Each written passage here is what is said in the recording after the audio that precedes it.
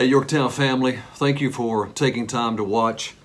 Over the last 2-3 weeks, we've experienced a lot of emotions manifested in protest, civil unrest, riots, and significant decisions affecting our nation. And it could be that you're experiencing some of these emotions as well. Emotions like anger, fear, disgust, grief, sadness, empathy. Again, there's just a gamut of emotions that we see and may be experiencing ourselves. And I think you would also agree that we're seeing some courage and also some cowardice. And I'm not here to make a political point. I'm here to make an observation. It occurred to me that if the Church of Jesus Christ, which consists of individuals, were as passionate, empathetic, and compassionate about sharing the gospel as we were when it comes to some of these other issues that are temporal, how much more effective would we be as the Church of Jesus Christ? Again, I'm not talking about rioting or being belligerent. I'm talking about standing firm and unapologetic when it comes to defending the faith and also a declaration of the gospel. At the risk of sounding as if I'm minimizing these recent events, most, if not all of these events at which we see these emotions manifested are really temporal. Important issues? Absolutely. But they're temporal. And as the scriptures say, and as I've repeated before, treating people justly and fairly are manifestations of being Christ-like. It's right. It's godly. But just treating people justly and fairly doesn't bring about their redemption or their salvation. There's eternity at stake when it comes to people's lives. And when we talk about redemption and salvation, only the gospel can save. It changes the heart. And in turn, it changes a life. It changes a family. It changes a city. It changes a nation for the better. You know, it's interesting to me how this COVID-19 virus has permeated specifically our nation. One person infects another, and then another, and until entire cities are on lockdown. It's not as if someone dropped this chemical or biological bomb on America and then everyone was affected. No, it moves and permeates through individuals. And I thought, when it comes to the gospel, why not see that happen with the good news that sinful man can be reconciled to a holy God? Just share with one person at a time as opportunities arise.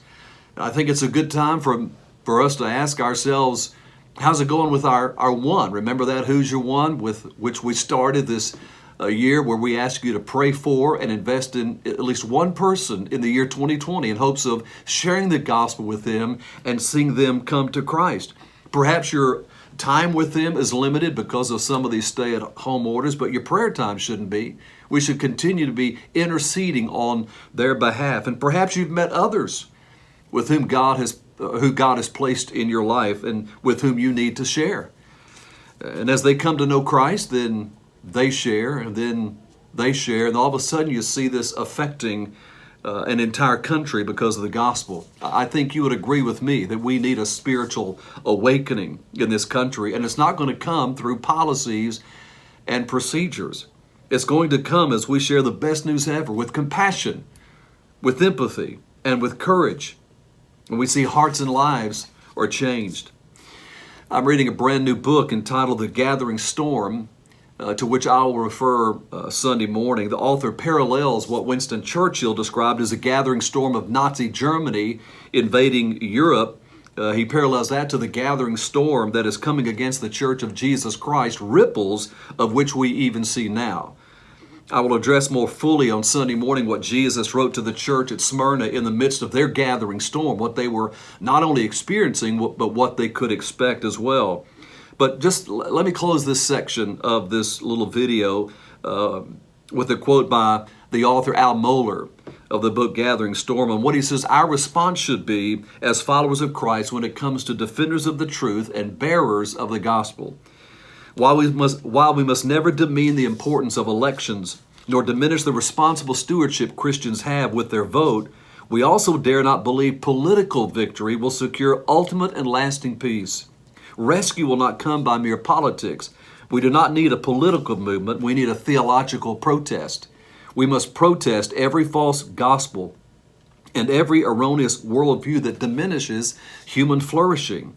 We must continue to hold fast to the core theological convictions of the Christian faith and to the primacy and authority of Scripture. We must not fail in seeing Scripture rightly proclaimed, the church built up, and the message of the gospel stretched to every corner of the earth. Again, I'm not here to make a political statement. I hope you hear my heart when it comes to what we're seeing expressed emotionally and courageously. Why not we turn that to sharing the gospel? So thanks for watching that portion. Let me give you an update on happenings at Yorktown. We're still having worship only at 9 o'clock and 10:45. Just so you'll know, and thank you for praying for us, but we're still preparing and planning on the next phase when we have Bible fellowships and kids' church and childcare. So stay tuned for further updates. This Sunday morning, I'm preaching a message entitled Simplify, from Revelation chapter 2, verses 8 through 11. We're going to be looking at the letter that Jesus wrote to the church at Smyrna and how he encouraged them to be faithful to the end. You'll not want to miss Sunday. It's going to be a powerful day of worship and also the proclamation of the word. Again, if in the event that you can't make our 9 o'clock service, then, or if you can't make either service, then you can certainly watch the 9 o'clock service streamed online, and it's archived afterward. We will be observing Father's Day this Sunday, so if you've yet to get a gift or card for your dad, you're welcome for this reminder. All right, thanks for watching. We'll see you Sunday.